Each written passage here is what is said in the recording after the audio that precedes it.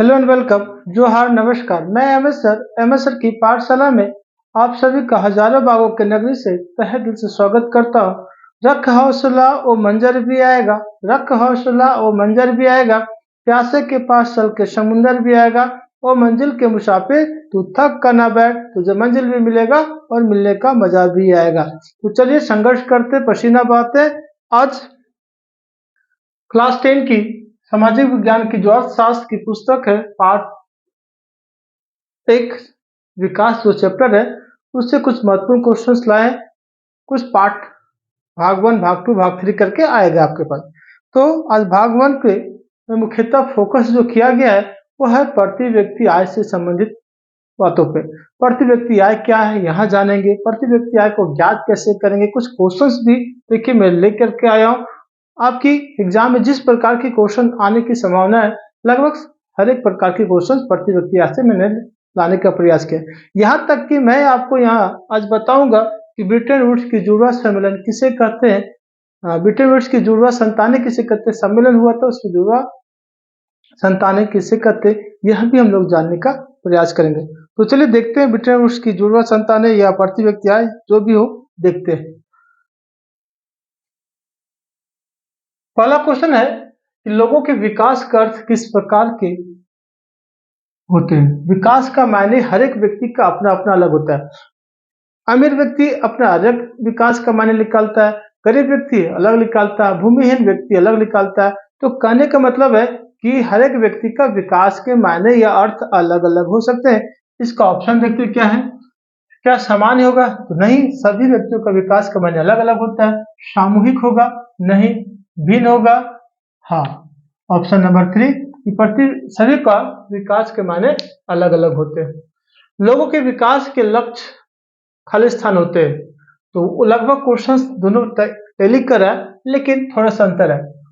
लोगों के विकास के लक्ष्य या विकास का अर्थ, वहां अर्थ था यहाँ लक्ष्य है। तो क्या समान होगा, क्या भिन्न या परस्पर विरोधी होगा, क्या अपरिवर्तित होगा? इनमें से कोई नहीं। तो एक्चुअली में विकास के लक्ष्य हो चाहे विकास के मायने हो, वो कंफ्यूज ना करेंगे। सबके भिन्न भिन्न होंगे, अलग अलग होंगे, या कह सकते हैं कि परस्पर विरोधी होते हैं, एक दूसरे के विपरीत होते हैं। हम जो विकास के मायने सोच रहे होंगे वो अलग होता है, आप सोच रहे होंगे वो अलग होगा। तो इसीलिए कहा जा सकता है या निर्णय लिया जा सकता है कि विकास के मायने अलग अलग होते हैं।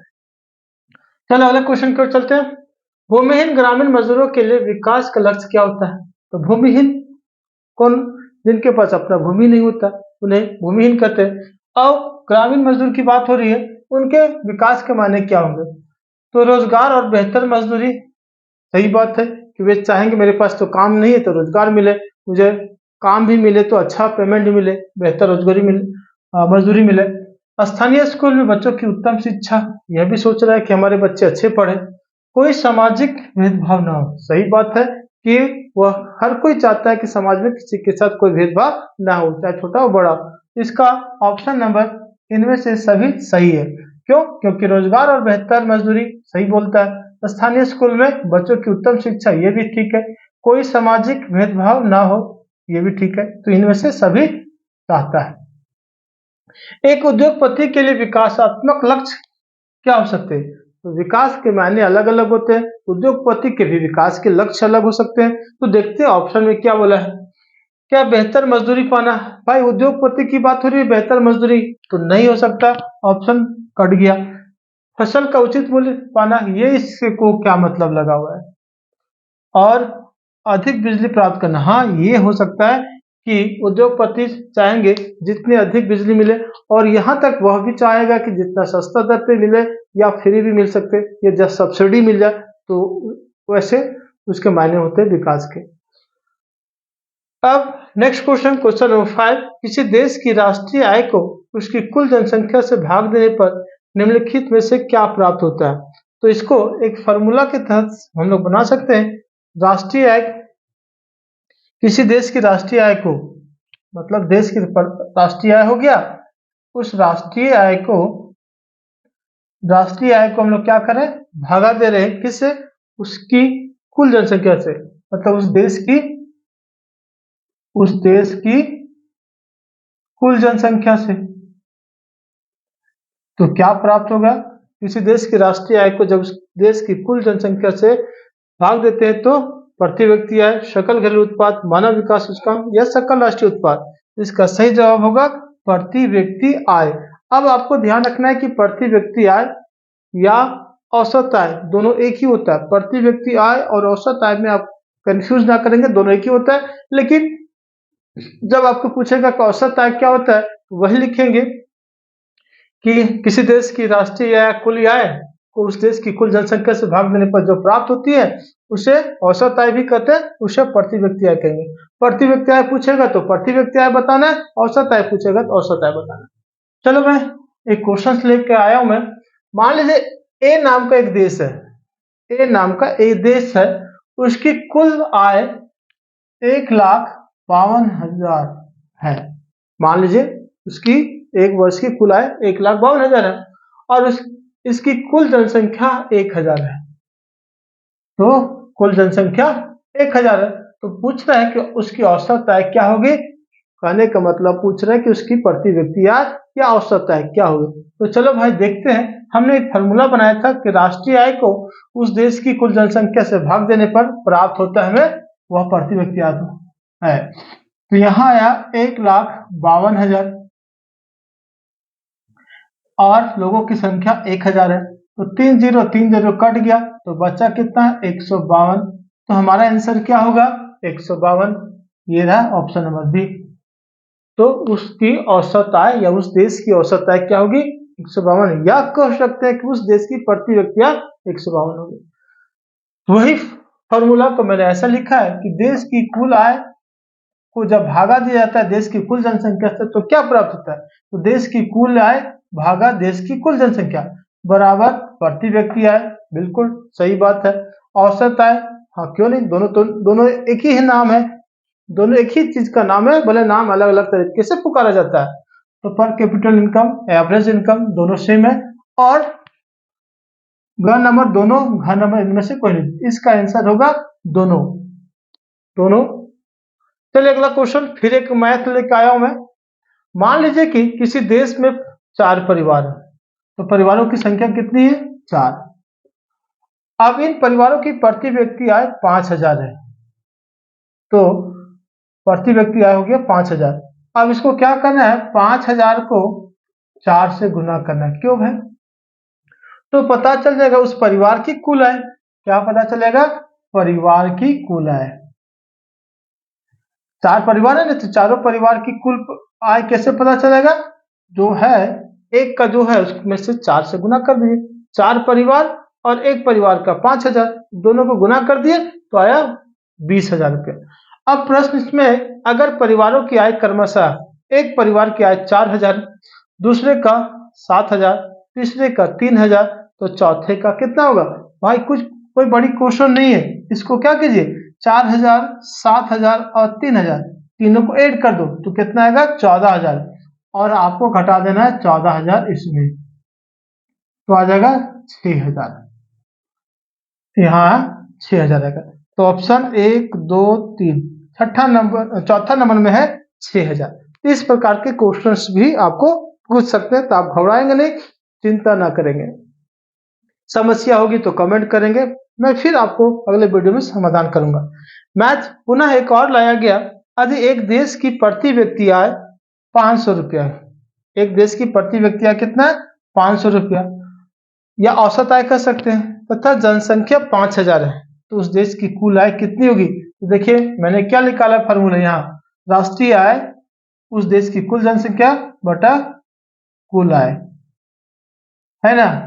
इन तीनों में से 2 दिया रहेगा, तो 2 दिया हुआ है प्रति व्यक्ति आय, और ये दिया हुआ है 500 और कुल जनसंख्या दिया हुआ है। अब हमें निकालना राष्ट्रीय है, तो ये भागा उधर जाकर के गुना हो जाता है। मतलब ऐसे एक फार्मूला बना सकते हैं हम लोग। यहाँ मैं यहाँ लिख दूं, राष्ट्र उस देश की कुल आय, मतलब राष्ट्रीय आय कह सकते हैं उसको। राष्ट्रीय आय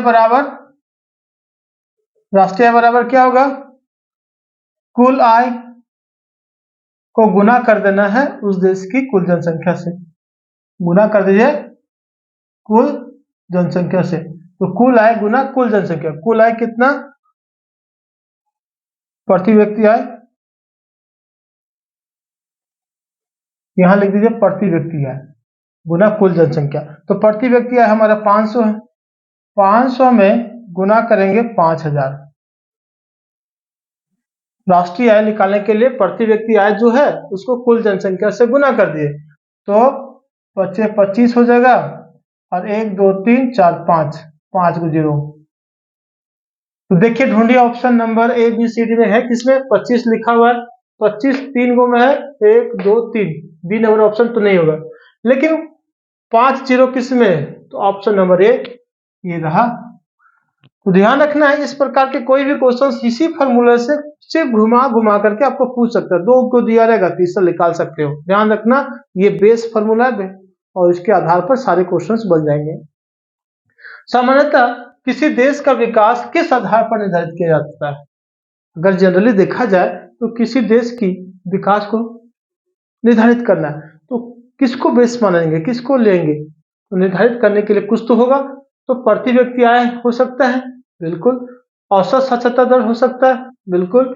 लोगों की स्वास्थ्य स्थिति, ये भी सही है। जिस देश की प्रति व्यक्ति आय अच्छी हो, जिस देश की साक्षरता दर अच्छी हो, जिस देश की स्वास्थ्य स्थिति अच्छी हो, तो क्या वह देश विकसित नहीं कहलाएगा? तो हाँ, इसका आंसर होगा उपर्युक्त में सभी। चलो अगले क्वेश्चन की ओर चलते हैं। क्वेश्चन क्या बोलता है, विभिन्न देशों के वर्गीकरण के विश्व बैंक किस मापदंड का उपयोग करते हैं? तो प्रति व्यक्ति आय का गणना करने के लिए अलग अलग विधियां हैं। जैसे साधारणतः किसी देश का विकास को मापने के लिए प्रति व्यक्ति आय, औसत साक्षरता दर, स्वास्थ्य स्थिति को भी लिया जाता है। कोई प्रति व्यक्ति आय ले लेता है, कोई स्वास्थ्य स्थिति ले लेता है। लेकिन हमारा प्रश्न है कि विश्व बैंक किस मापदंड का उपयोग करता है? तो विश्व बैंक क्या प्रति व्यक्ति आय का उपयोग करता है, क्या मानव विकास सूचकांक का उपयोग करता है, क्या सकल घरेलू उत्पाद का, या जनसंख्या का? तो एक्चुअली में विश्व बैंक का जो मानक है या मापदंड जो है वह है प्रति व्यक्ति आय। तो प्रति व्यक्ति आय जिस देश की अच्छी रहती है उस देश का बोलता है विश्व बैंक कि वह विकसित देश है। बस यही है, ध्यान रखना है। अब थोड़ी सी विश्व बैंक की यहाँ जानकारी ले लेते हैं, क्योंकि विश्व बैंक आएगा, हो सकता है उससे भी क्वेश्चन बना दे, तो घबराना नहीं, मैं उपस्थित हूँ और विश्व बैंक की आज करते हैं पोस्टमार्टम। यहाँ विश्व बैंक की स्थापना कब हुई थी? तो जुलाई 1944 था, वर्ष 1944, महीना जुलाई 1944 में हुआ क्या था? द्वितीय विश्व युद्ध समाप्ति के बाद पूरे विश्व स्तर के लोगों को, जो राजनेता थे, उनके बीच चुनौती थी कि पूरे विश्व को कैसे पटरी पर लाया जाए। तो इसके लिए उन लोगों ने ब्रिटेन वुड्स में बैठा था, सम्मेलन हुआ और फिर वहां से 2 संस्थाएं या 2 चीज बना। देखते कौन कौन 2 चीज बना है, वेट करेंगे। एक बना था, पहला विश्व बैंक बना था। तो इस कहाँ स्थापना जुलाई 1944 में हुआ था, कहाँ हुई थी? तो ब्रिटेन वुड्स जहां हुआ था वहां यूएसए की जगह वहां पे हुआ था। तो विश्व बैंक की स्थापना जुलाई 1944 में कहाँ? ब्रिटेन वुड्स में हुआ था, यूएसए में। इसके वर्तमान अध्यक्ष कौन है? जयपाल सिंह बंगा। ये ध्यान रखिएगा, विश्व बैंक के वर्तमान अध्यक्ष जयपाल सिंह बंगा। मुख्यालय कहाँ है विश्व बैंक का? तो वाशिंगटन डीसी। हेडक्वार्टर कहाँ है? Washington DC. विश्व बैंक की स्थापना जुलाई 1944 कहाँ? ब्रिटेन वुड्स सम्मेलन के तहत हुआ था, यूएस में। अध्यक्ष वर्तमान में जयपाल सिंह बंगा, मुख्यालय वाशिंगटन डीसी, यूएसए। अब एक मैंने बताया था ब्रिटेन वुड्स सम्मेलन, तो ब्रिटेन वुड्स सम्मेलन हुआ था और उसमें एक बात आई थी कि एक अंतर्राष्ट्रीय मुद्रा कोष और विश्व बैंक 2 विश्व स्तर की संस्थाओं की स्थापना हुआ था। इसके वजह से इन्हें ब्रिटेन वुड्स की जुड़वा संतान कहते हैं। अब आपसे एक प्रश्न पूछा जा सकता है कि ब्रिटेन वुड्स की जुड़वा संतान किसे कहते हैं? तो ब्रिटेन वुड्स की जुड़वा संतान अंतर्राष्ट्रीय मुद्रा कोष IMF और विश्व बैंक, जिसे वर्ल्ड बैंक भी कहते हैं। तो ये दोनों बातें आपको ध्यान रखना है। आगे एपिसोड या भाग 2 भी आएगा, 3 भी आएगा, जब तक ये चैप्टर न बन जाए आते रहेंगे। बस आपको तब तक काम क्या करता रहना है कि अगर आपको मेरी वीडियो पसंद आती रहेगी तो लाइक करना है, शेयर करना है, और हाँ, कोई समस्या होगी तो कमेंट करना ना भूलें। मिलते हैं नेक्स्ट वीडियो में, तब तक के लिए जोहार, जय हिंद।